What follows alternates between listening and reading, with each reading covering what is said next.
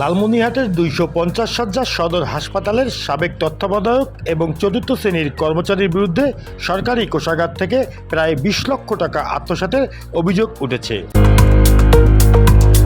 সেই সাথে বদলির আদেশ অমান্য, ভুয়া বিল স্বাক্ষর এবং অডিট ফাঁকি দিতে একাধিক কর্মচারীকে দিয়ে ভাউচার লেখানোর মতো গুরুতর অভিযোগ রয়েছে। নাগরিক টেলিভিশনে অনুসন্ধানে উঠে এসেছে এমন অনিয়মের চিত্র। সরকারি হাসপাতাল, শত শত রোগী চিকিৎসা সেবা দেয়াই ছিল সবচেয়ে বড় অগ্রাধিকার, অথচ সেই হাসপাতালেই সেবার নামে ভুয়া বিল ভাউচার বানিয়ে সরকারি অর্থ লুটপাটের অভিযোগ সামনে এসেছে।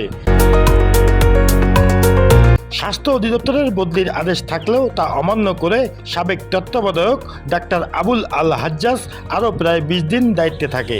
তখন ক্রয়, সরবরাহ, ট্রাক ভাড়া, নাস্তা খাওয়া বাবদ বিভিন্ন খাতে দেখানো হয় কাল্পনিক ব্যয়। এমনকি মন্ত্রী হাসপাতালে এলে তার আপ্যায়নের নামে লাখ টাকারও বেশি উত্তোলন হয়েছে। অনিয়মের একটি বড় প্রমাণ মিলছে চমক স্টিল ফার্নিচার নামে একটি প্রতিষ্ঠানের ভাউচারে। সেখানে গিয়ে প্রায় 39,400 টাকার বিভিন্ন অফিস সামগ্রী কেনার বিল দেখানো হলেও ভাউচারে উল্লেখিত তারিখে কোনো লেনদেন হয়নি বলে জানিয়েছে খোদ চমক স্টিল ফার্নিচারের মালিক।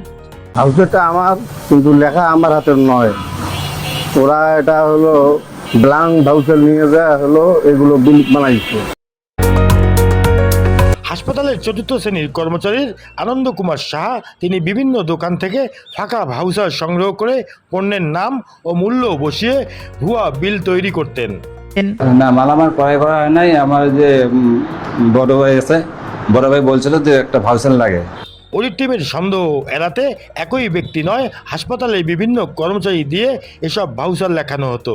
আমি তো ওগুলো আমার নিজের থেকে লিখি নাই, আমাকে বলছে যে অমুক লেখো, লিখেছি আমার, তারপর বলছে অমুকটা লেখো, এতটা আইটেম এত টাকা, আমি লিখে দিচ্ছি। গত 10 জুন তত্ত্বাবধায়কের দায়িত্ব নেওয়া বর্তমান তত্ত্বাবধায়ক অভিযোগগুলোর বিষয়ে অবগত হন এবং বিষয়টি খতিয়ে দেখে ব্যবস্থা নেওয়ার কথা জানান।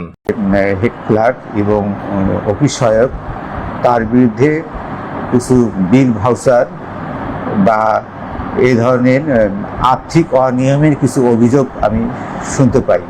এই অভিযোগগুলো বিভাগীয় পরিচালক স্বাস্থ্য বরাবর আমি এগুলো অভিযোগগুলো অবহিত করব। অভিযুক্ত ব্যক্তিদের বিরুদ্ধে নিরপেক্ষ তদন্ত ও দোষীদের আইনের আওতায় আনার দাবি জানিয়েছে সচেতন মহল। Mahi Jewel, local news 24, Lalmonirhat.